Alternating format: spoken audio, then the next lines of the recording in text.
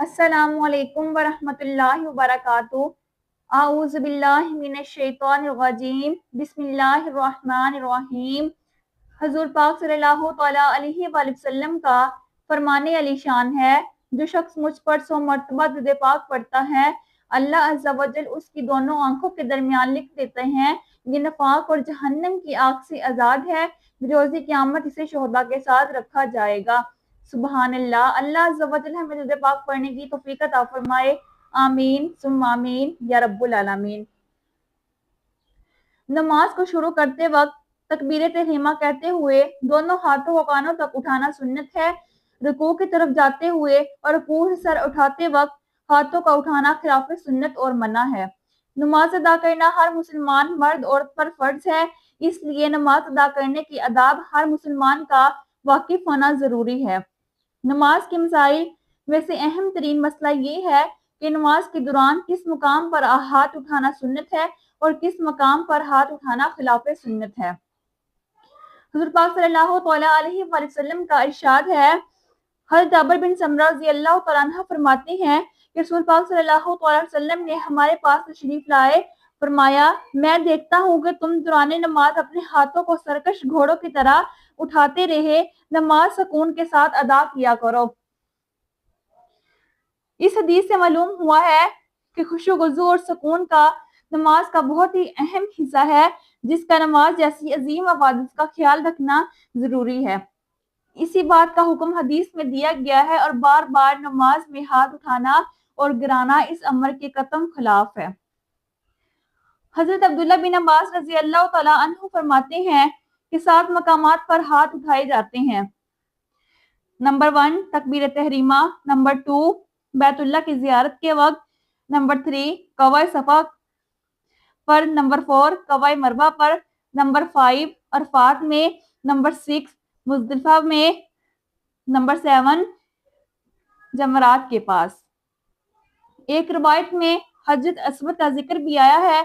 नीज इमाम बुखारी ने भी इस रिवायत को अपनी मशहूर किताब अल अदब अल मुफ़रद में जिक्र किया है। इस रिवायत में वाज़िया हुआ है कि नमाज के दौरान सिर्फ एक ही मुकाम पर यानी नमाज शुरू करते वक्त रफ़ा दहन करना चाहिए, इसके अलावा किसी और मकाम पर रफ़ा दहन नहीं करना चाहिए। हजरत बरा बिन अज़ाब रज़ियल्लाहु अन्हु फरमाते हैं कि रसूल पाक सल्लल्लाहु अलैहि वसल्लम ने जब नमाज को शुरू की तो अपने दोनों हाथ उठाए, फिर नमाज से फारिग होने तक दोनों हाथों को नहीं उठाया। हजरत अब्दुल्ला बिन मसूद रज़ियल्लाहु अन्हु फरमाते हैं, मैंने रसूल पाक सल्लल्लाहु अलैहि वसल्लम को हजरत अबू बकर, हजरत उमर रज़ियल्लाहु अन्हुमा के साथ नमाज पढ़ी। इन सब ने नमाज में तकबीर उला के अलावा किसी मुकाम पर हाथ नहीं उठाए।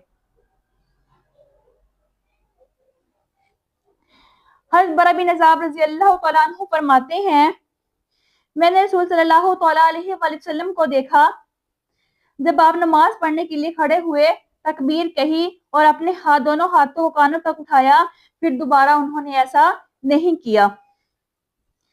इन तमाम रवायत से मालूम हुआ है कि हुज़ूर पाक सल्लल्लाहु अलैहि वसल्लम जब नमाज अदा करते तो सिर्फ तकबीर तहरीमा के वक्त अपने हाथ उठाते थे, इसके अलावा रुकू और सजदा के वक्त अपने हाथ नहीं उठाते थे। हज़रत मुगीरा रज़ियल्लाहु तआला अन्हु फरमाती हैं, मैंने हज़रत इब्राहीम अलैहिस्सलाम को हदीस वाइल का जिक्र किया। उन्होंने रसूल पाक सल्लल्लाहु अलैहि वसल्लम को नमाज शुरू करते वक्त रुकू की तरफ जाते और रुकू से सर उठाते वक्त रफ़ा दहन करते हुए देखा। हज़रत इब्राहीम अलैहिस्सलाम फरमाने लगे, अगर वाइल ने रसूल पाक सल्लल्लाहु अलैहि वसल्लम को एक मर्तबा ऐसे करते हुए देखा है, तो हज़रत अब्दुल्ला बिन रज़ियल्लाहु तआला अन्हु ने रसूल पाक सल्लल्लाहु अलैहि वसल्लम को 50 मर्तबा ऐसा न करते हुए देखा है। इस हदीस से मालूम हुआ है हुज़ूर पाक सल्लल्लाहु अलैहि वसल्लम ने पहले कुछ अर्सा रुकू के वक्त रफ़ा दहन करते थे, फिर आपने ये अमल छोड़ दिया, जैसा कि हज़रत अब्दुल्ला बिन ज़ुबैर रज़ियल्लाहु तआला अन्हु की रिवायत से भी मालूम हो रहा है। हज़रत अब्दुल्ला बिन ज़ुबैर रज़ियल्लाहु तआला अन्हु ने किसी शख्स को देखा, इसने दौरान नमाज रुकू की तरफ जाते वक्त, रुकू से सर उठाते वक्त अपने हाथों को उठाया। आपने इसको मुखातिब करके फरमाया, तुम ऐसा ना किया करो, क्योंकि ये वो अमल है रसूल पाक सल्लल्लाहु अलैहि वसल्लम ने पहले ही किया था, फिर इसको तरक कर दिया था।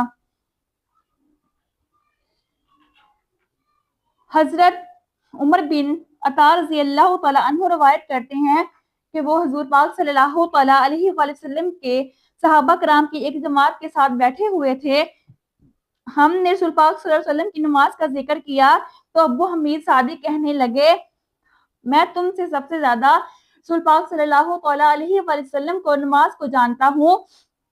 میں نے آپ کو دیکھا ہے، آپ تکبیر کہتے تھے دونوں ہاتھوں کو کندھے تک اٹھاتے، جب رکوع کرتے تو دونوں ہاتھوں سے گھٹنے پکڑتے، پھر کمر کو مائل کرتے وقت جب رکوع سے سر مبارک اٹھاتے تو سیدھے کھڑے ہو جاتے تھے، حتیٰ کہ ہر ہڈی اپنی جگہ لوٹ آتی تھی۔ جب سجدہ کرتے تو ہاتھوں کو زمین پر بچھاتے، بغیر رکھے ان کو پہلوؤں سے نہ ملاتے، دونوں پاؤں کی انگلی کو قبلہ رخ متوجہ کرتے، جب 2 رکعتوں میں بیٹھتے تو بائیں پاؤں پر بیٹھتے، جب دائیں پاؤں کھڑا کر لیتے، جب آخری رکعت میں بیٹھتے تو بایاں پاؤں باہر کی طرف نکالتے تھے اور دوسرے پاؤں کو کھڑا کر لیتے تھے۔